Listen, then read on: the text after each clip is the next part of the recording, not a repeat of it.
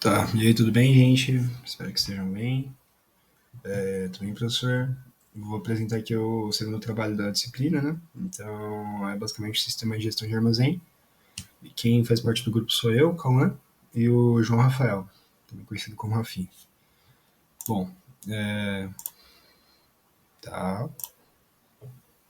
Partindo aqui para a agenda, eu sempre gosto de colocar uma agenda para ter um norte na apresentação e tudo mais. Basicamente, primeiro a gente vai falar do escopo, então o que é, o que a gente está simulando e tudo mais, o objetivo, o cenário simulado, a arquitetura, então quais tecnologias a gente utilizou, por que a gente usou o Redis, não o RabbitMQ, MQTT, né?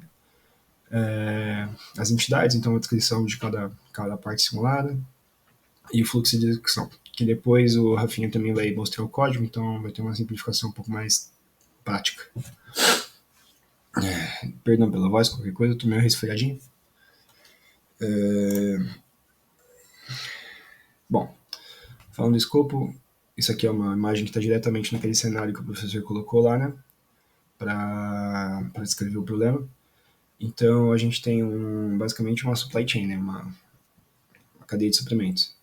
Então, nela a gente tem os fornecedores, tem as fábricas, as linhas de produção, o xerifado.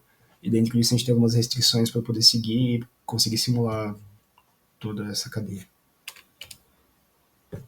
Bom, como que é o objetivo em cima daquela cadeia de suprimento? É basicamente desenvolver e simular um sistema distribuído de controle de estoque para garantir que não ocorra falta de fabricação, né, ruptura na fabricação por falta de partes. Partes são basicamente as peças que a gente usa para construir as peças. Aqui acho que a nomenclatura que a gente usou aqui é peça, né, para o produto, mas o produto que é fabricado é... Enfim, então essas partes formam peças, basicamente. Para isso a gente usou uma metodologia, então a gente usou o Kanban para fazer o controle visual. Então isso são controle de três cores, basicamente, que é verde quando está ok, quando está amarelo é alarmante, mas está ok também, e vermelho quando está estourado, quando está com problemas. Mas fora isso também a gente simulou as entidades de forma independente, né? Porque são até de sistemas distribuídos, então tem que ser independente. Então, fornecedores, almoxarifado, fábricas e linhas são as nossas entidades. Depois eu vou falar um pouco mais a fundo. A gente modelou também duas estratégias de produção, então fabricação empurrada e puxada, que depois eu vou também explicar o que é. E a gente também fez um dashboard para mostrar toda essa parte do Kanban e tudo mais, de forma um pouco mais visual, um pouco mais fácil de... um pouco mais legível, né? Bom, então vamos lá. No cenário simulado, que são aquelas restrições que eu citei em cima do escopo, né? Então, a gente tem duas fábricas. A fábrica 1, ela tem fabricação empurrada, dentro de 5 linhas de produção, né? O que é essa fabricação empurrada? Então, ela é basicamente uma produção com lote fixo. Então, ela não liga se tem peças no almoxarifado ou não, e ela só produz lá e boa. Só que a fábrica 2, no caso, né, que tem fabricação puxada em 8 linhas de produção, ela já tem ela tem uma produção com lote variável. Então, ela se baseia na demanda do mercado. Então, tem essa dependência. São 5 versões de produto, cada uma com uma lista de materiais diferentes, que é base of material lá, enfim, são uma certa quantidade de materiais, enfim. Bom, também tem 100 tipos de peças. O kit base tem 43 peças comuns e o kit de variação vai de 20 a 23 peças específicas por versão. Vamos para a arquitetura em si agora, né? Então, como que a gente desenvolveu tudo isso? Qual tecnologia a gente usou? A gente fez uma arquitetura baseada em microserviços simulados. Então, cada entidade ela é um container de Docker independente. Então, o fornecedor, almoxarifado e linha são coisas diferentes. E eles se comunicam de forma síncrona, né? Então eles não estão lá se comunicando de forma direta, como se fosse um código em Python sequencial. Eles comunicam de forma com barramento de mensagem, message bus, né? E tudo isso é controlado, tem para ter consistência, né? Tem um banco de dados em memória rodando com Redis para armazenar os estados de todos os estoques, linhas de produção e tudo para ver como que está cada coisa para ter consistência na hora da comunicação, né?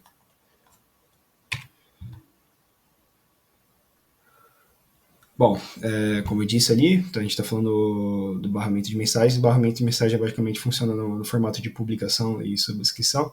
E aí ele vai permitir essa comunicação assíncrona e desacoplada entre os 20 e mais de 20 containers que a gente tem ali rodando. O banco de dados de estado, né, que está rodando em memória, ele é feito com o Redis, como eu já falei. Ele vai armazenar o estado atual de todos os estoques ele vai ser atualizado constantemente para você ter essa consistência. E muita velocidade, né, que é essa vantagem principal do Redis, já adiantando. Bom, aqui falando um pouco do Redis, né, a gente decidiu usar o Redis pela simplicidade, basicamente, né, então ele é um sistema que ele é muito simples de ser implementado e ele também é muito rápido, então ele tem uma questão de eficiência também. Só que ele tem um probleminha, né, que é o que a gente chama de fire and forget, ou atira e esqueça, que não tem garantia de entrega. Então, se um canal ele tivesse offline no momento da publicação, a ordem de produção não seria, ela seria perdida, né? E isso não acontece com o RabbitMQ, só que em contrapartida ele é muito mais complexo de ser implementado, de ser configurado, né? Então, a conclusão final que a gente teve, né? A gente escolheu o Redis, né? Basicamente por ser uma escolha paradigmática e eficiente dentro de um cenário simulado, mas se fosse um cenário de produção real, onde perder uma ordem de produção não é aceitável, né? Então o RabbitMQ seria a escolha mais profissional e mais segura. Só que como a gente está em simulação, o Redis funciona bem. Bom, relacionando agora com as entidades, a gente tem o fornecedor, que é basicamente a fonte das peças.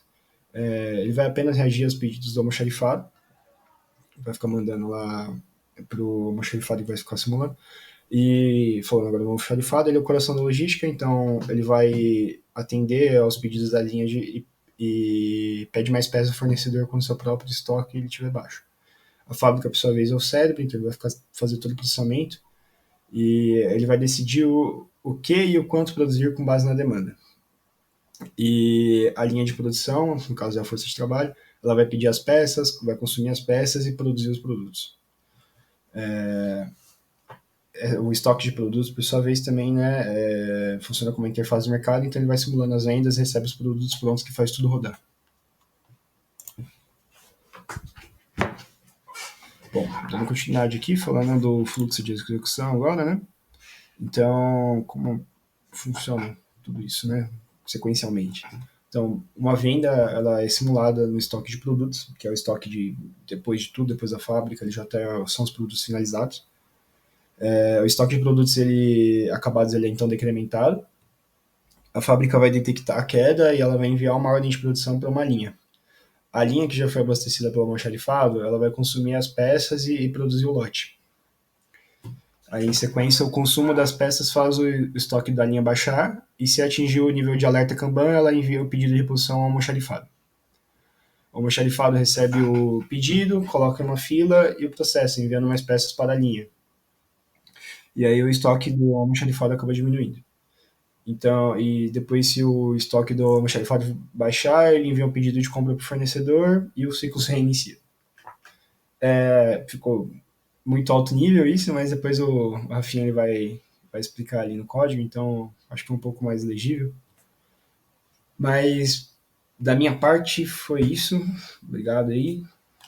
E agora fiquem com a parte mais prática. Agora, do ponto de vista um pouquinho mais prático aqui, depois que o Cauã já fez a apresentação mais teórica, eu queria mostrar o código. Bom, nosso código está organizado entre entidades. Aqui no initRegis a gente dá as condições iniciais para a inicialização da simulação. No lineRegis aqui a gente pode ver que a gente tem uma função, por exemplo, aqui a função que executa a ordem de produção e também uma função que checa e faz a ordem para partes, né? E todas essas Essas funções, elas realizam a comunicação por heads. Então aqui a gente tem um self que está publicando uma mensagem pedindo as partes, né, necessárias para a produção do produto. Então aqui a gente tem a linha tal, pediu peças e aqui tem o payload. Quando eu começo a simulação, se eu vier aqui, tudo que eu preciso fazer para começar a simulação é um Start Simulation. E aí a simulação vai começar e eu consigo ver ela no ambiente web. Aqui no ambiente web, a gente vê que essa parte que eu acabei de mostrar do Line Regis, ela está sendo mostrada aqui, nessas aquisições de reabastecimento. Então a linha 8 da fábrica 2 pediu as peças. E assim é. E então aqui a gente também vê os produtos acabados, a quantidade de cada um dos produtos e o número de peças em almoxarifado aqui, que são 90 peças. Além disso, a gente também vê o consumo de produtos por clientes. Então, o cliente consumiu tantas unidades do produto e do produto tal, e é basicamente isso. A gente também vê essa mesma comunicação por heads aqui, em todas as entidades, na verdade. Aqui é só mais um exemplo, que a gente está fazendo aqui, ó, publicar o estoque, o status de estoque para as fábricas, isso aqui no estoque de produtos. Então a gente está enviando uma atualização para as fábricas de quantos produtos que tem no estoque, né, de produtos, que seria referente a isso aqui. E é justamente a partir dessa comunicação via redes que é possível a gente fazer essa simulação. É uma simulação que é bastante interessante. A gente vê o comportamento dos produtos das fábricas tentando suprir a necessidade dos produtos e colocar todos em verde, né, que seria a quantidade a partir de 1000. E, bom, basicamente é isso. A gente também tem o arquivo aqui de utils, que, bom, somente define algumas variáveis básicas, como o número de produtos, número de partes. A gente aqui também, tudo isso aqui está no GitHub, está documentado já. Também temos o output e o debug logs. O output aqui, vamos pôr da linha 2.4. A gente tem tudo aquilo que eu mostrei, tá aqui. Então a gente consegue ver, a simulação termina no dia 20, mas a gente vê quanto essa linha produziu de produtos e que ela notificou o estoque, assim para todas as entidades também aqui na factory empurrada, né, a push. A gente também tem a mesma coisa. Então, basicamente é isso. Eu acho que deu pra ver a simulação que continua, mas basicamente é isso. Obrigado. Tchau, tchau.